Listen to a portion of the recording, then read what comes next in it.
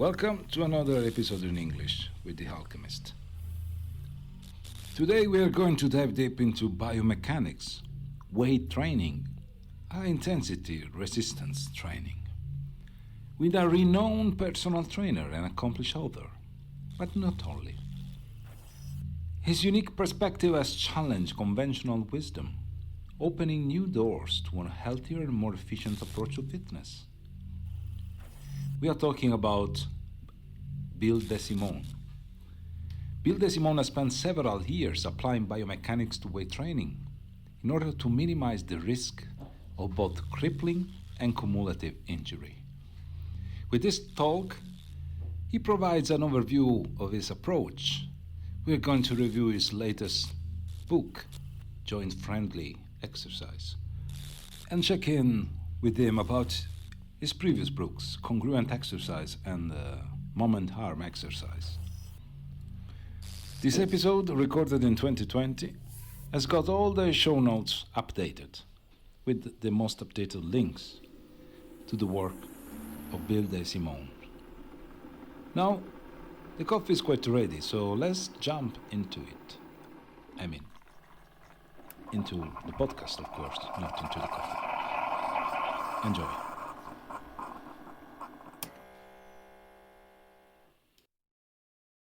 Bill, how are you today?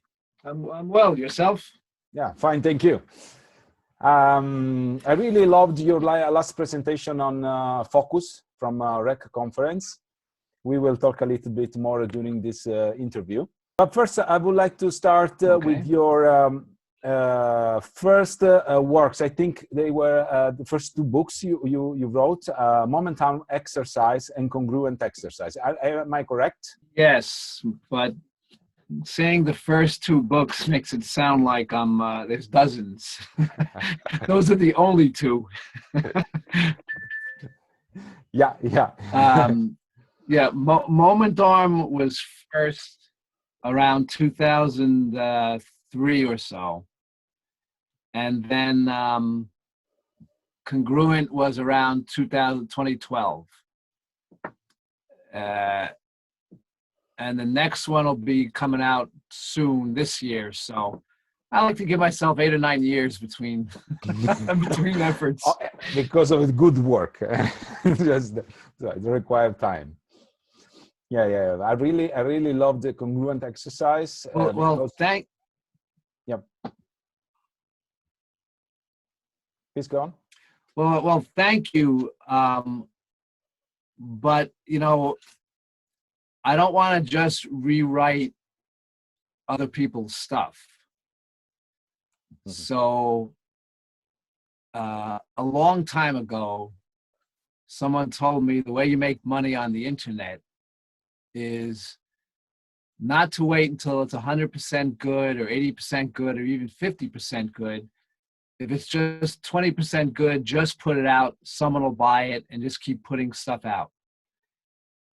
And I thought about that, and I decided that's not what I wanted to do. I'd rather put something out so when somebody sees my name, they know there's some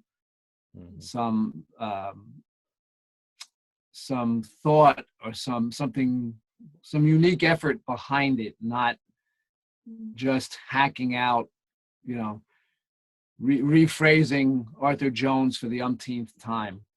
Mm-hmm. Yeah, I fully in line with you, and I am the same, more or less the same style. But is your next book the Joint-Friendly Fitness Project? Correct. Yeah, correct. Right. Yeah, we will talk a little bit. And the book will just be Joint-Friendly Fitness.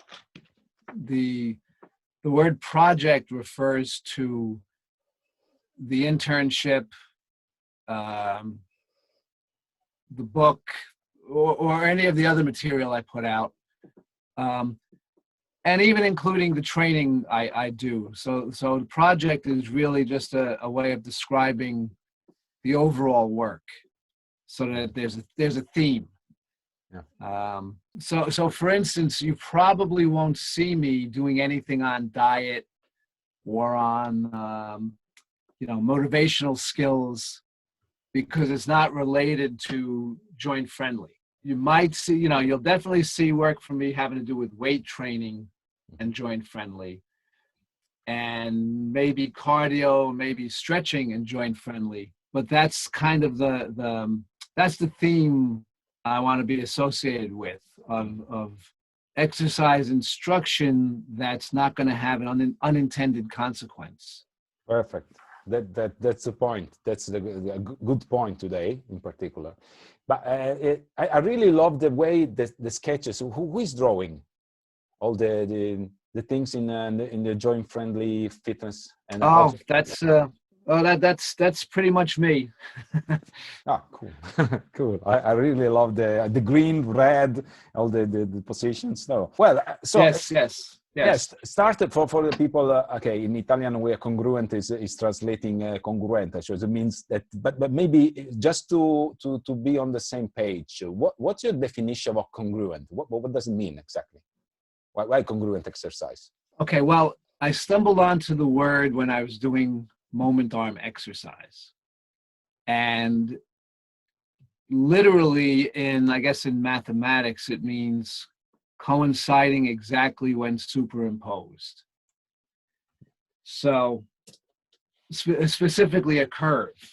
So for instance, if you have this kind of curve and another curve just happens to be bigger, but when you bring them together, it's the same curve, that would be congruent. So in moment arm, I was using it somewhat literally to describe a muscle torque curve and the curve that the resistance made during the exercise. In the congruent exercise book, I was using it a little bit more of as a metaphor. I was using safe joint postures from anatomy and biomechanics and applying that to exercise, so that how you did an exercise matched the safe joint postures from anatomy and biomechanics. So that was a little more of a metaphorical congruent as opposed to a literal congruent. Possibly a little too fancy for most people who want to lift weights. Yes. Sounds scientific, but it's scientific because as you mentioned, it's based on matching curves, so matching also, and looking at the biomechanics, which is really important in the movement and in the exercise in particular. Looking at the, for example, I think your 21. Yes, you want to add something? Well, no. Let me just make a point here. The metaphor aside, people might be aware of protecting their back at work or just in daily living, of not putting their joints in a vulnerable position. Mm-hmm. But then they walk into a gym and they grab a kettlebell, or they go on an exercise machine, or they grab a barbell, and they think that they don't think there's any relationship. So the same person who protects their back at work will then go deadlift with a rounded lower back, or swing a kettlebell between their legs and round their lower back. It's the same back. The same rules should apply whether you're in a gym or you're in a workplace or you're an orthopedic surgeon. Mm-hmm. So, congruent might be a little precious, or it might speak to a certain audience, but that's really what it means. It means not treating your body differently just because you walked in a gym and you're calling it exercise. Yes, talking about this topic, which is really, really wide. I have a few questions after reading Congruent Exercise. And also because I receive a lot of questions from my clients and my colleagues. Can you please define the full range of motion? And then we go a little bit deeper between what is named mobility and what is flexibility. So these terms are often confused or mixed together. But starting with the full range of motion. Well, that's a phrase that to my experience, Mhm. I first came across that phrase in the Arthur Jones Nautilus influenced writing in the 70s. And in context, that phrase was never in the bodybuilding magazines of the 70s. And I think the norm at the time in weight training. So when Jones came along with I don't think he actually used the phrase full range of motion, but that was what came out of it. Mhm. So if you're used to moving a bicep just in here, and now you move the bicep or you load the bicep in a longer range, it probably is an improvement. The problem was that got interpreted as if a little bit longer of a range is good, then a very extreme range is going to be better. And that's where you run into problems. No. Many people outside of the HIIT influence, other than me, have explained what is so sloppy about the phrase full range of motion. For instance, there's a passive range of motion around the joint. There's the full range of motion of free weight exercise. There's a full range of motion of a machine exercise. There's an active range of motion around the joint.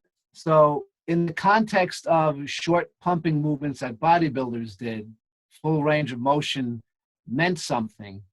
But the further it gets out of that context, the more inexact it becomes, until it becomes an extreme range of motion, which is definitely problematic.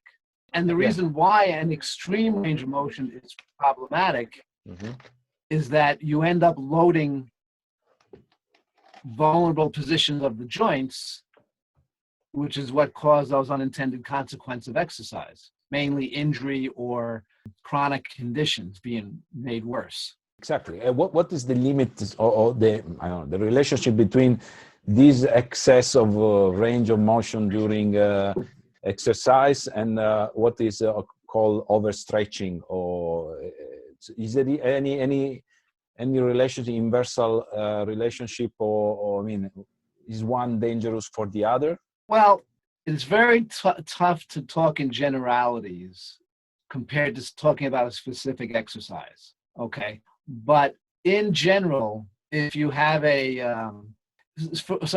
for instance, if you're used to moving your bicep in this range of motion, and now you're going to stretch, that's an entirely different scenario than if you're now going to try to take an extreme range of motion, straighten the elbow, bring your arm back behind you. If you try to load that second position, you're basically loading where the joint comes together. You're no longer stretching the muscle to get more work out of the muscle. You're attacking the joint. Now, look, it's easier to say more range of motion is better and just interpret it randomly for every joint for every exercise. It's certainly easier. It's just not helpful. It's just not a good strategy. The real answer, which is what I've tried to do in these books, is to look at the individual joint, see where the vulnerable positions are, and then change the exercise instruction to avoid loading the vulnerable positions. When we talk about functional exercise, because nowadays we have everything functional, from nutrition to exercise to everything is functional nowadays. Because you also talk about functional exercise in your course on HIIT platform. Can you please define what does it mean, or when this term was born, in which context, and now how it is used? Well, that's why I wrote that HIIT Uni course, because it's functional training has become like the phrase full range of motion, in that it means whatever the speaker says it means. So when I was when I started as a personal trainer in 1983, the physical therapists that I worked near, they used functional training to describe their goal in exercise for patients. So they didn't necessarily want their patients to get better at doing exercises. They wanted them to function better outside the gym. So they were more concerned with stabilizing the joint, coordinating the muscles in the joints, so that the person could go about their day activities of daily living and not re-injure themselves, compared to what we were trying to do, which was to make everybody into Mike Mentzer or Caffe. So now, almost 40 years later, functional training is just a catch-all phrase that it means so many different things, it almost means nothing. But now, the reason why we labeled named that course for HIT Uni that way was, even though it's a meaningless phrase, mainstream audiences have come to expect it, and they're at least familiar with the phrase. The fact that it almost is meaningless is almost lost on them. So the reason why we titled the course for HIT Uni Functional Training in HIT, or whatever it exactly was so that when a new client comes and maybe they're not as enmeshed in the Nautilus machines or the high intensity world as a lot of the providers are. So if a new client came to present yourself and they would say, just as a screening question, oh, do you do functional training? Instead of saying no and going into a lecture as to why the phrase means nothing and turning the client off, you simply say yes, with being able to explain how you're going to apply it. I've never understood the HIT fascination with lecturing potential customers.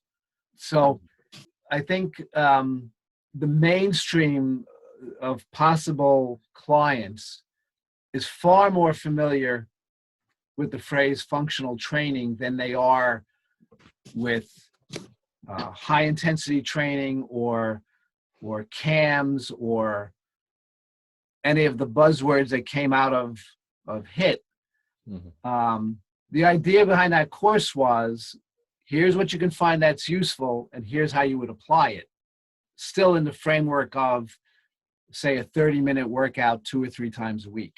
But in reality, when you do congruent exercise, you do exercise in the right way, you are doing it functionally to what you are going to do in your life. So, I mean, the concept is still is valid anyway. So you do something to be functional in the real world.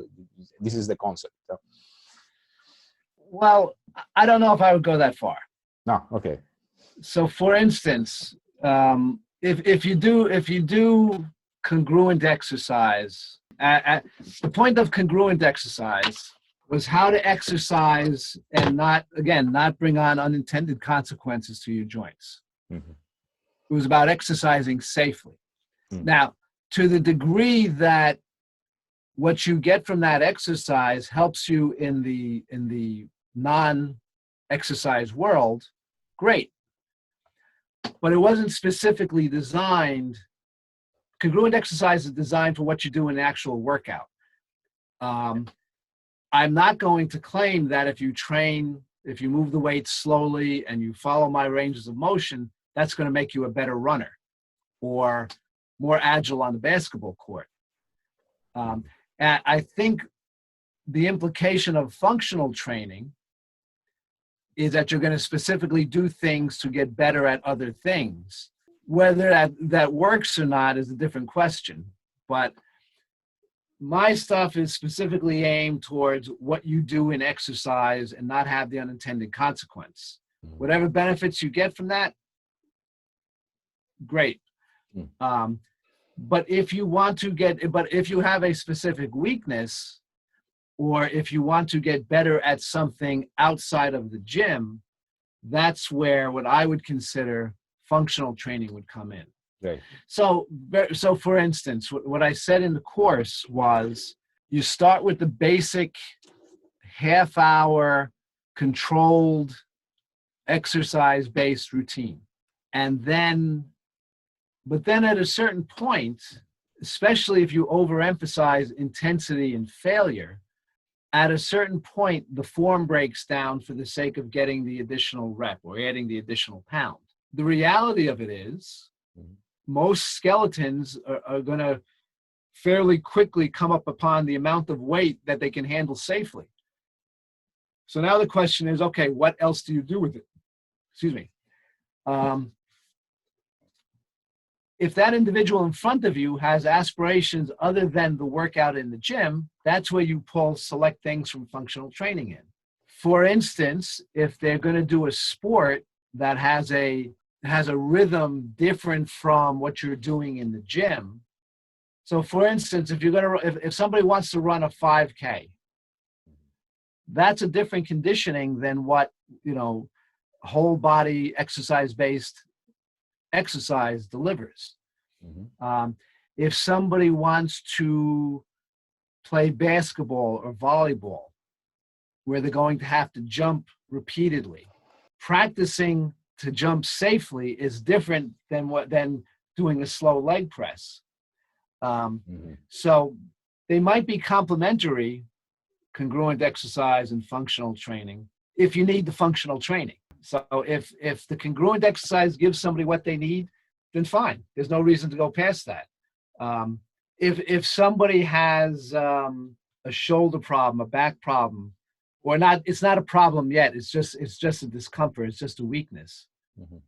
Well, then maybe you pull in some specific core stabilization exercises. So my point being, though, that sort of like the original Nautilus protocol, which was, look how efficient we made weight training so you have time to practice more, the practice being the functional aspect of it. That, I think, is the right context for this stuff. I don't think any one should be a be-all, end-all. Agree. Yeah, good. A good overview. I think is a good point of view. Yeah, I think you mentioned when you mentioned Nautilus point of view, is anything related with, for instance, if I want to play basketball, I already jump a lot during my practice. So why I need to jump again during my exercise or practice? Is that the context? Well, that's a good point. Yeah. Now, for instance, so let's say right now you can't practice with a team. Yeah. Okay. Well, then maybe I would incorporate skipping rope or some kind of jumps in the workout, just so your body. So the first time you do it in the sport, in the competition, isn't the first time your body did it. However, I would not use that type of activity for conditioning. Yeah. So once the person practices a few jumps and once you get it, stop. Because if you train that to failure, that is going to lead to a problem. Yeah.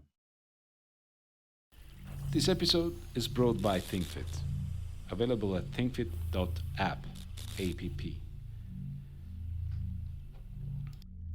It's the app I personally created to live more intentionally, combine productivity with wellness for a more balanced and meaningful life.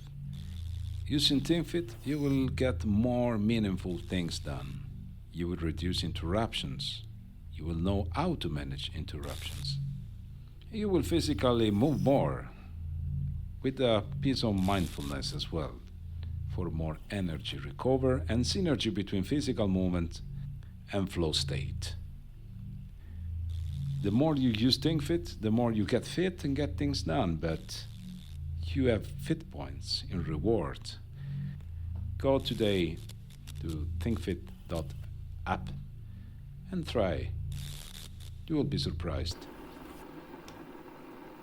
So, once someone gets the hang of an agility drill or skipping rope or a plyometric jump, once the person gets it, stop.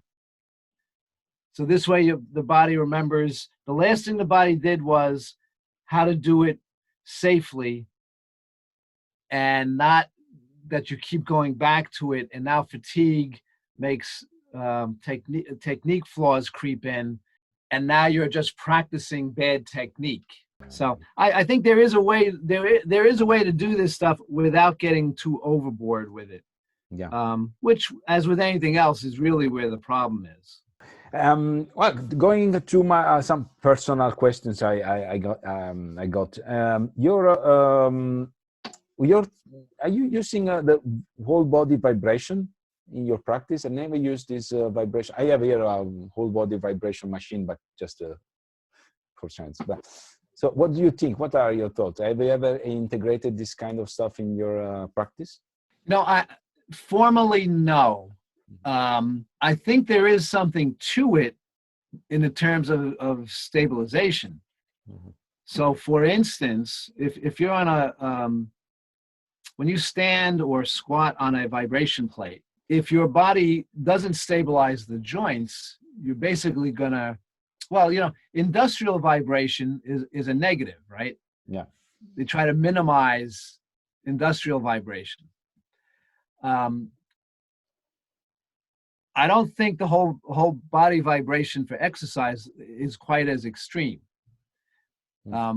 So the point of it, though, is for your body to stabilize the joints as it's experiencing the vibration. Mm-hmm. So there probably is a use for it.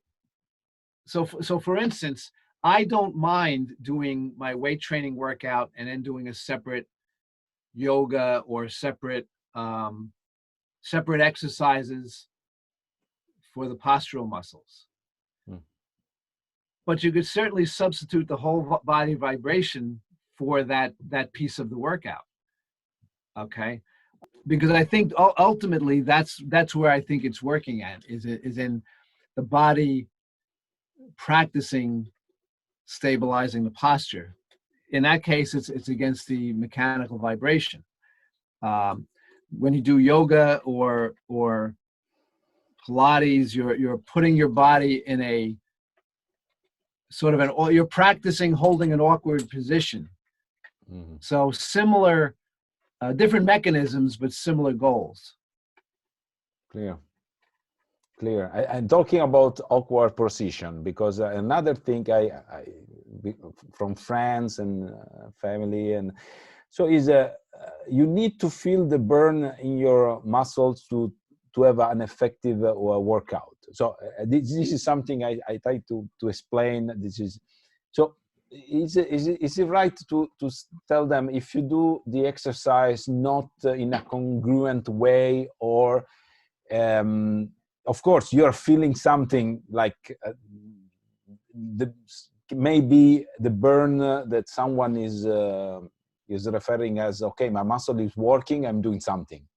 So how you will manage this kind of question? So interesting, because sensation is very compelling. So if a person's muscle burns and they're not used to experiencing that before, it's very convincing. However, it's not necessarily accurate. Like, you could make the muscle burn, not because the exercise is challenging the strength or the conditioning of the muscle. You might just not be giving it a break, and the lactic acid builds up so quickly that you kind of artificially bring it on. So that's also like cramping. If you do a concentration curl, or if you do some kind of like leg extension, and you focus on the end positions, you can feel the muscle cramp. And with 50 years of Muscle Magazine myth behind it, the person says, "Oh wow, that's really effective."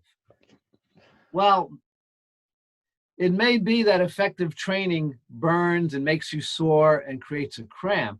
That may be. But just burning, getting sore, and having a cramp doesn't mean it's effective exercise. It doesn't work both ways.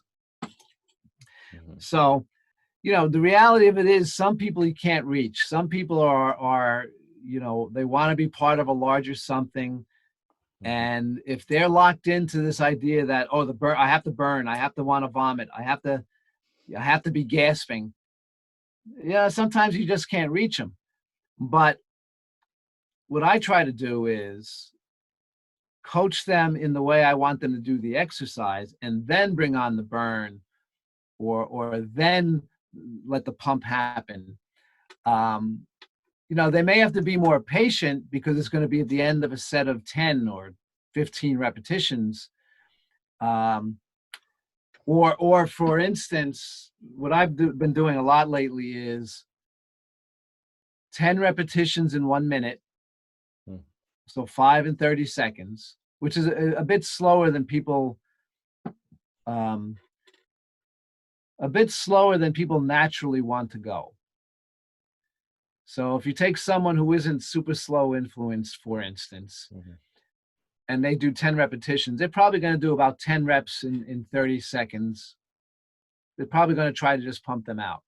If you slow them down so that they do 10 reps in a minute, and then they lower the weight and try to hold it halfway for another 30 seconds, well, now they're going to burn and their muscles are going to pump, but it's going to be done safely. So they have to be patient. They have to wait to get to that minute, and then they get the sensation, as opposed to getting sensation in the first 20 seconds because they're just frantically, you know, fluttering their wings. Yeah. Perfect. Yes. Yeah, we're fully in line. And in particular, you mentioned that this burn may be made because of lactic acid and the way it's performed, but the most dangerous way is to put the limbs in an unnatural position during the exercise. So it's not the burn caused by muscle, but by tendons, by impingement, by That's right. Something else. That's right. They confuse the sensation of the muscle being worked thoroughly with discomfort in the joint. And that's the problem with relying on sensation. Okay, so now as a trainer dealing with clients, what I might do at the end of the set, I might do something to make sure the muscle burns if that person is so motivated. But that's after having made them work safely. Then I would throw in the concentration curl or the manual resistance or then I would throw in some technique to make the muscle burn, because it is so compelling. But the bulk of the work, that first minute, is done safely and congruently. And then the burn is just the dessert. Okay, yeah, excellent. Unless I saw you doing a lot of 30-30-30, which is, for me, it's a pain just watching you doing this. So it's I don't do that a lot, though. You know what happens when you put something on video, you put something in print, it's there forever. Yeah. And it implies the person providing that information is doing it forever. And really, that's just a snapshot in time. You know, you mentioned McGuff and the Big Five, and I'm a little older than that, so I relate to Darden's material. Yeah. But the problem is, again, once these guys commit something to print or video, their own thinking might have changed in the interim, maybe subtly or maybe dramatically. But you go back to that same printed piece of material and it doesn't change, and you think that's the way it is and the way it only is. And in reality, it's a process. You know, it's not a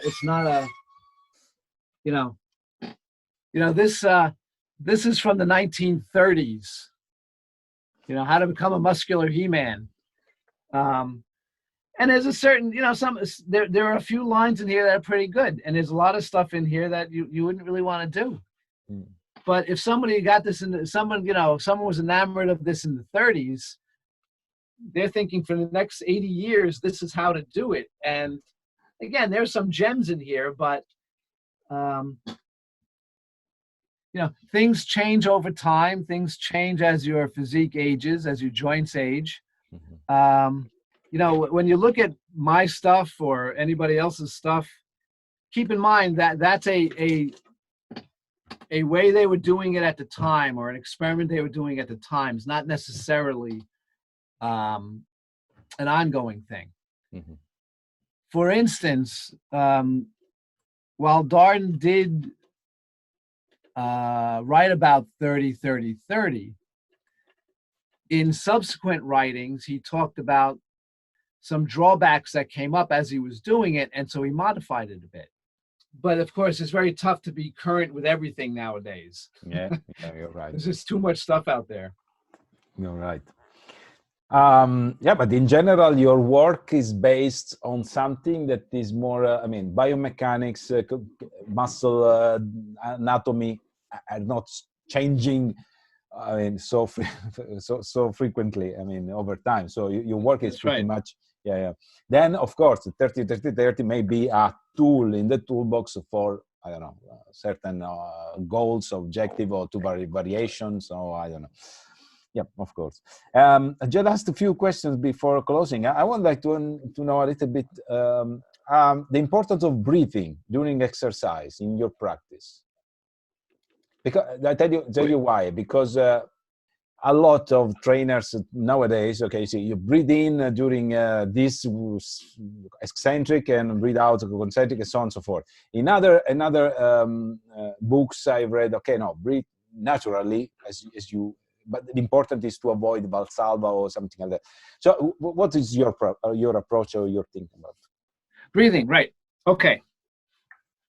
So, conventional way was to say, inhale at the start of the rep, exhale as you lift, and then inhale as you lower the weight.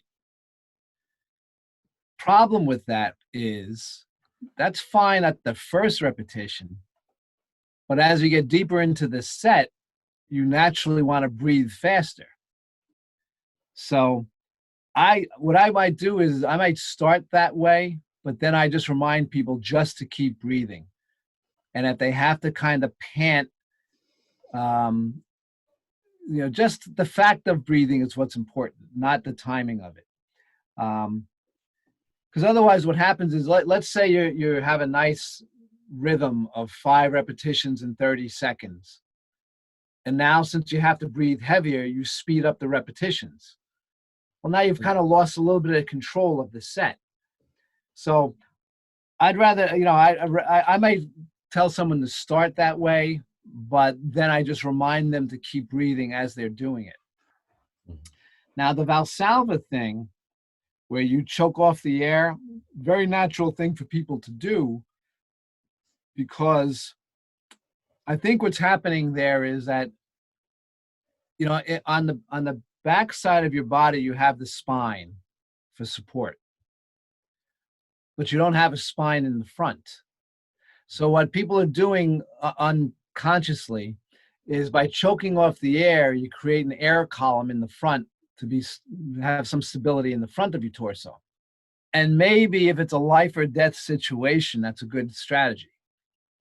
I think most of us aren't training people through life and death situations. So I think it's probably better to keep breathing rather than to choke it off. I think, once you start playing with choking the air off, you start getting involved with blood pressure complications. Mm-hmm. And if you're dealing with young athletes, it's probably not significant. But if you're dealing with an older population, now you're again, getting back to unintended consequences. The more vulnerable the person is to other health concerns. Now you're poking the bear. You're flirting with a problem that not really necessary. Yeah. So the fact of the breathing is important, not the timing. Perfect. And in terms of general rules for exercising, in terms of order, and the sequence. So starting with big ones, big muscles. So do you have any preference, or is it just variations? Well, I generally, and I don't, this may be nostalgia, but I generally tend to, my default is Ellington Darden's old work. Whole body workout, legs, torso, arms, abdominals, smaller muscles, as a general default. However, at a certain point, the whatever you do first, you're going to do better on, just from fatigue.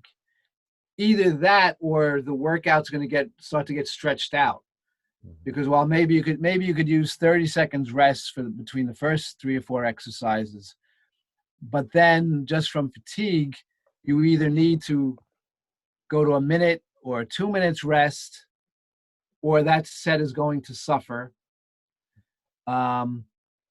Or if you're going to keep the same rest period because you want to be done in 30 minutes, you're just not going to be able to put the same muscular effort into the back half of the workout. Mm-hmm. So I would generally start with that whole body routine, but then I might rotate so that instead of going legs, torso, arms, small abdominals, neck, rotator cuff, etc., maybe I would go torso, legs, arms, and then another day go arms, legs, torso. Just because, again, you want to give, if you have a half hour to work out, whatever you do first is going to do better than what you do secondary. Now, again, if I was reading some old Mike Mentzer stuff, and he writes about early in his, like in the 75, 76 area, when he was getting into high intensity training, that he would rest as long as he needed to give the same effort. And as a result, his whole body workouts would last an hour and a half. That's a bit different than trying to get it all done in a half hour. If you're trying to get it done in a half hour, resting as long as you can to give the same effort, you're going to get 3 or 4 exercises done. Depending on the client, that might not be a good solution. Mm-hmm. So in that case, what I would do is I would rotate, accept the fact that the back half of the workout may not be as good performance-wise, but then rotate the back half of the workout so you get that fresh some days. But that's different than anything goes. Mm-hmm. Now, one thing I've learned from working with interns who are in college, 20, 21, 22 years old, who don't have 50 years of 60 years of reading muscle magazines and thinking about this stuff, is they don't really know how to put a routine together. And these are people majoring in exercise.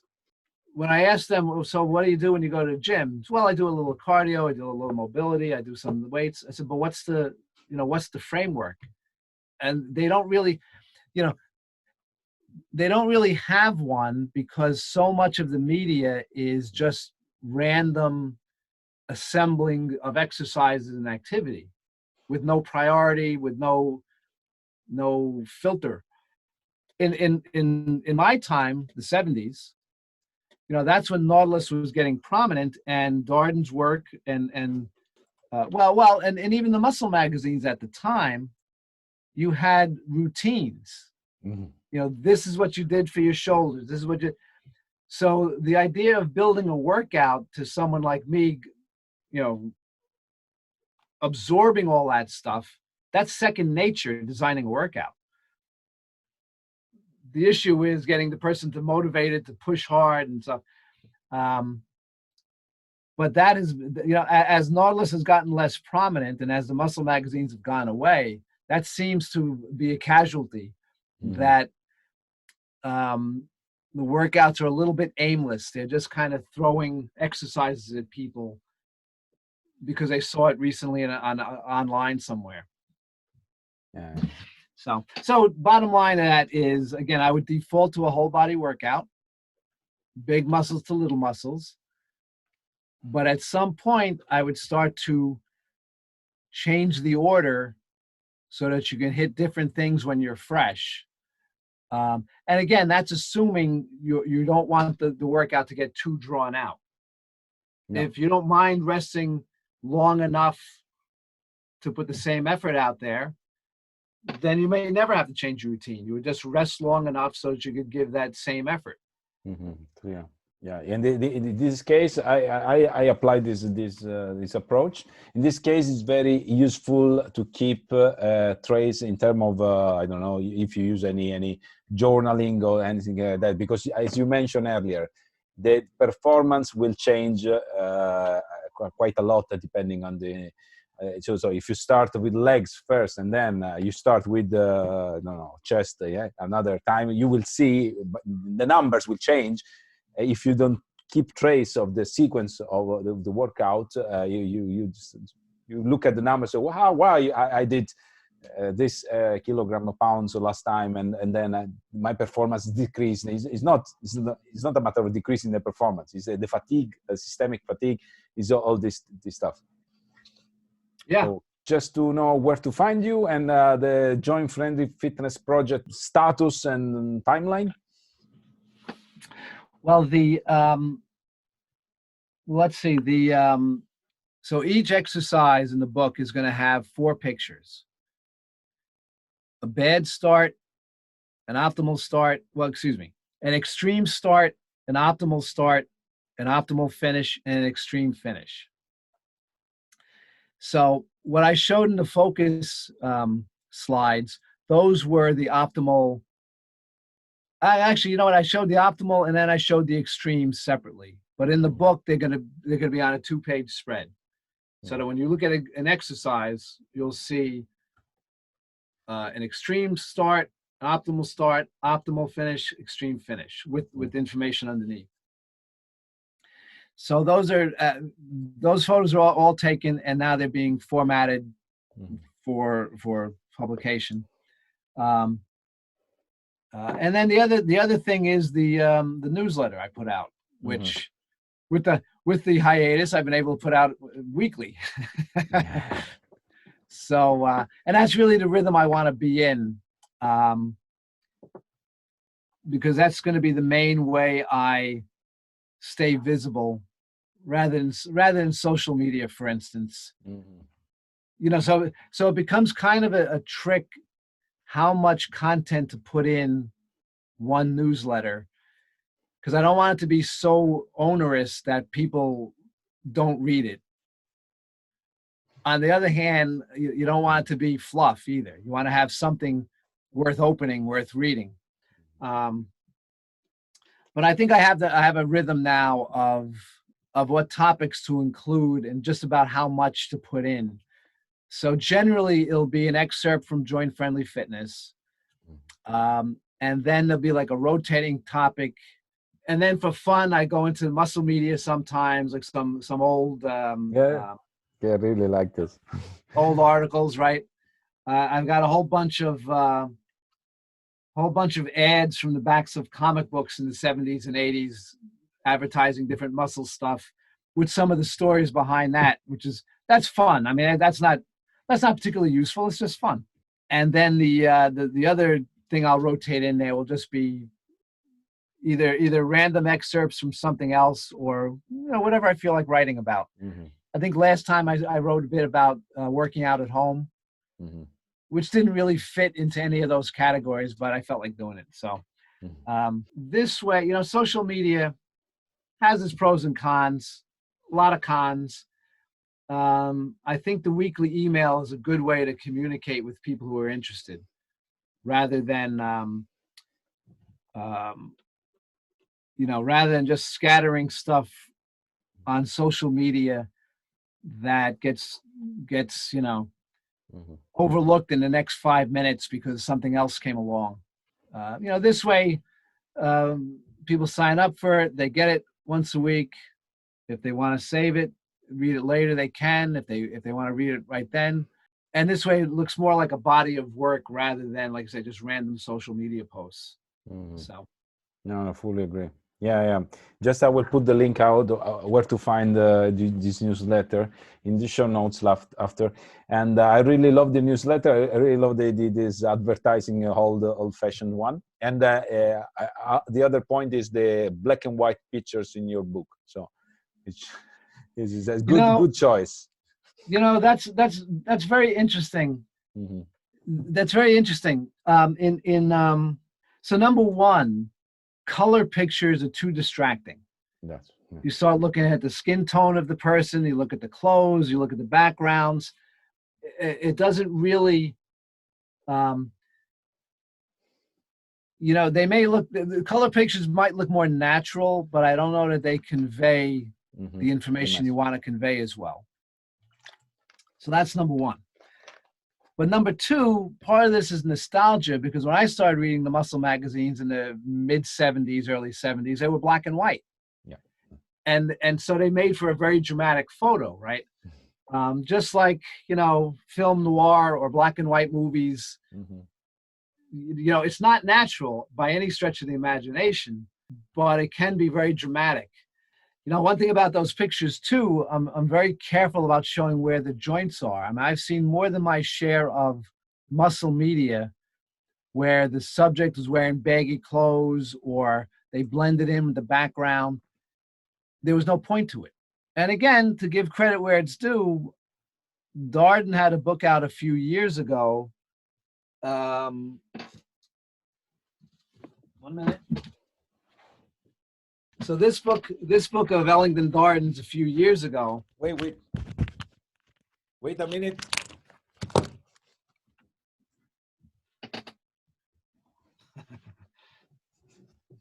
Okay, yeah. Yeah, this book. But I thought the layout of the exercise pictures was spectacular, because and I'm not doing this exactly, right? I mean, he they bleed one picture off the page and one's a small picture.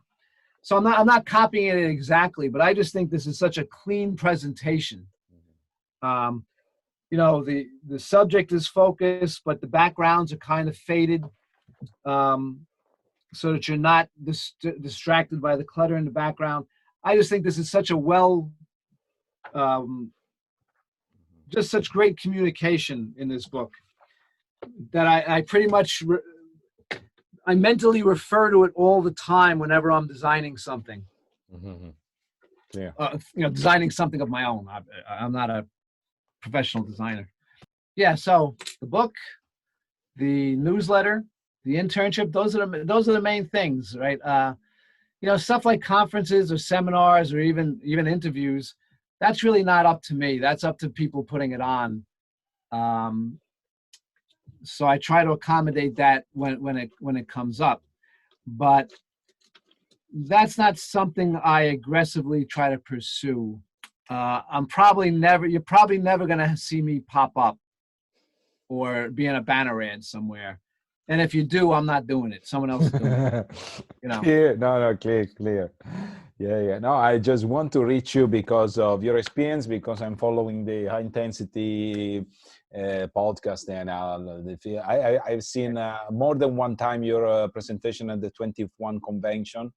And I'm sure that 98% of Italian audience, I think they don't know your name or your anything you do. So I hope this will spread the word among the Italian audience, just people interested to learn a little bit more. Well, it's very nice. Appreciate it. Yeah. So we are at the end of our interview. I really thank you for your time, and anything, just let's keep in touch. I really appreciate. Thank you very much. And sorry, but are you doing any other presentation with the Focus or Rec or in the next future? Not in the nothing planned at the moment.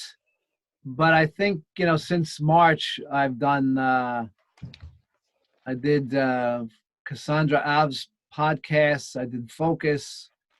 We're doing this. I have something else. I have one other thing scheduled at the moment. So I think as people look for more distractions, to the degree I can, I try to accommodate it. So. Okay, perfect. So I leave you to your day. Here we are at the end of our day. So thank you so much. Anything, just let me know. You're very welcome. Thank you, Bill. You know what? I will email you the PDF of the Focus. Yeah. Presentation, and there's the links or whatever will be in that. Perfect. Great. So feel free to use that. Perfect. Great. Very good. Thank you. Enjoy. Bye. Thank you very much. You're welcome. Did you like this episode? If so, simply subscribe, thumbs up, and click on the notification bell not to lose any opportunity in the future. And remember, sharing is caring, even for a coffee. Even better. Till next time, see you soon.